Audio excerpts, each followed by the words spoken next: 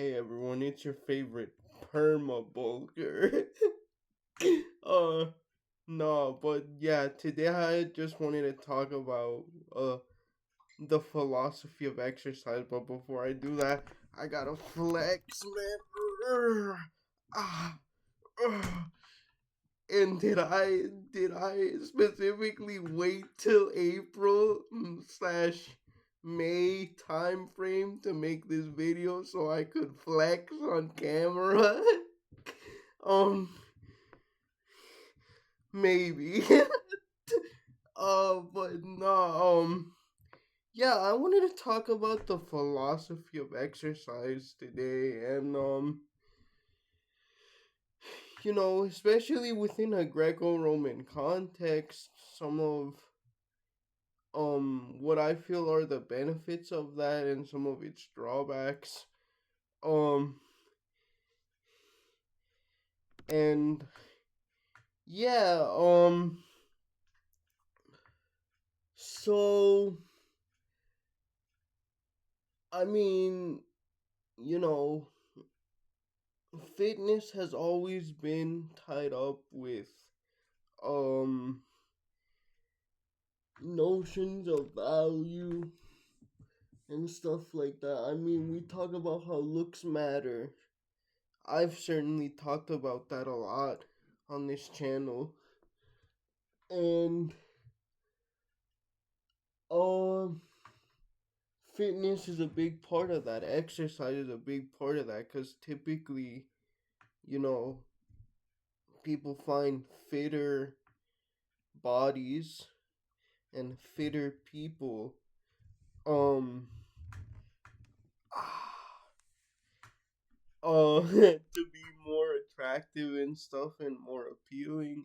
And I've talked about before and how in Greco-Roman times, yeah, the concept of virtue and like a fit body were extremely interlinked. If you had one, you were expected to have the other.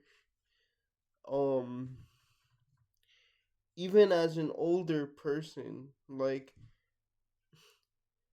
this might just be a meme. Again, don't take me as an authority or anything, but like, I saw this thing where it's like Plato slash Socrates or Socrates was known to just flex on the haters, literally, God, when he was when he might have slightly been losing an argument. And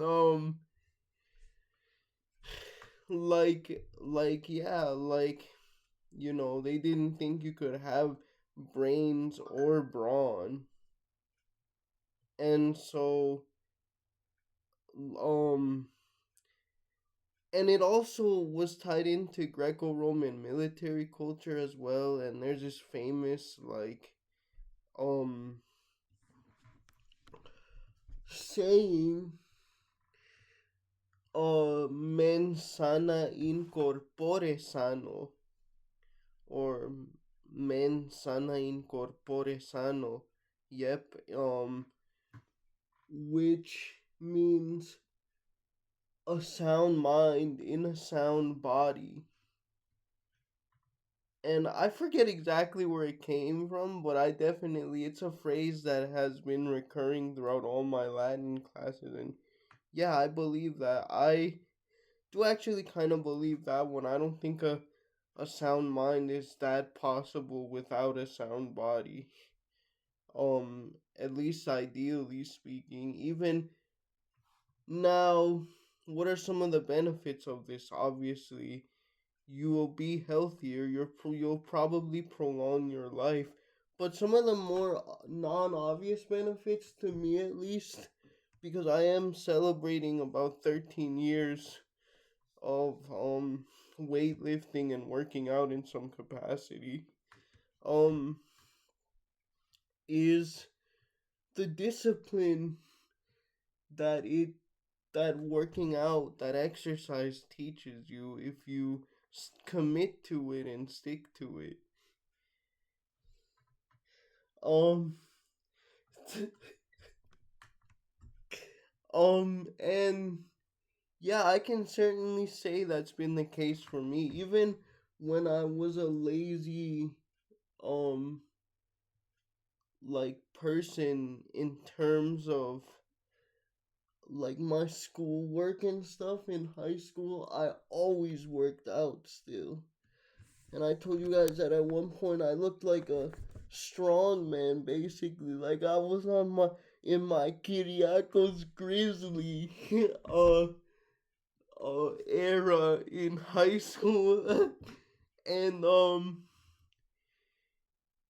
yeah, like I don't know. I think that exercise, committed exercise, like on a schedule, and I do it every day just because it's the only physical activity that I get. I'm not really invested in building muscle that much anymore. Is one of the greatest paths to discipline and self respect because I love my body as disabled as it is and as much as society tells us that you shouldn't. I do love my body. um and I'm proud of what I've done to get it to the point that it is, and that I, despite my limitations, I didn't give up on myself. And not just in weightlifting, dude. I do seated cardio that was taught to me by my physical therapist. Again, basically every day. And, I'm not the most, um, let's say, toned guy out there. Obviously, because my cardio is still kind of limited. But like you can tell, right? I'm pretty broad. I have a kind of for having my condition as severe as it is and being in a wheelchair, like I have really broad features. My chest is big and like yeah, all around it just gave me so much more self-confidence. And like even though it started out, I think like for a lot of men, um as a way to try to get girls, uh for me it's kind of just become habitual. It's not about the ladies anymore. It's about me and how good it makes me feel. And for the longest time I used to have what you um the condition where you basically everything, you don't feel anything. It's blanking out on the name right now, but um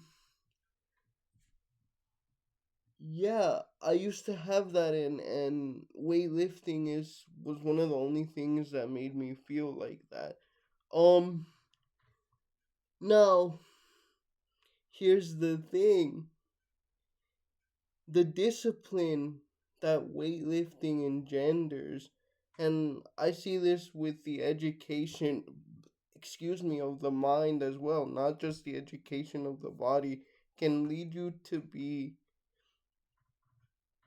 kind of authoritarian in the sense that you have a hard bottom. You're very unforgiving to people and you might hold them to high standards. And to me, in some instances, that's not a downside, but in a lot of other instances, it is. So I always try to temper my hardness with forgiveness. You know what I mean? Like I do feel like I've sort of become more authoritarian, more like let's get this done, let's plow through people.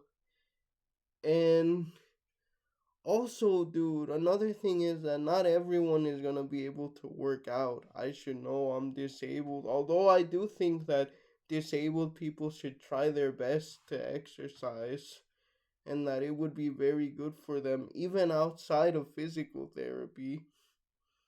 if they're able to. I understand that not all are gonna, and um we have this concept of physiognomy, that your the way you look and your body and your aesthetics determine aspects about your personality, which really isn't true. And while I'm very grateful for the resurgence of workout culture, especially about young men, that type of stuff can lead to body image issues, which is not healthy. And once again, despite my thinking that some form of exercise is healthy for everyone and people should try to do what they can, it does contribute to what I've talked about on my channel, which is lookism and looks prejudice. Um and that's not a thing I think we should have, especially when it comes to disability, because most disabled people, it's still very hard for them to work out.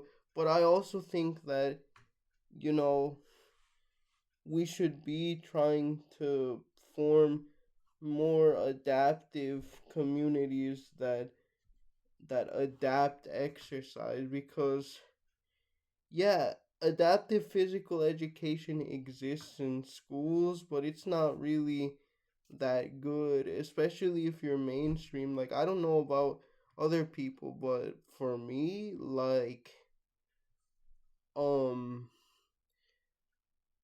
when I couldn't do an activity, the PE teachers didn't even really try. They're just like, come sit with us, or like, oh, when go do laps on the basketball court instead of the grass like the others.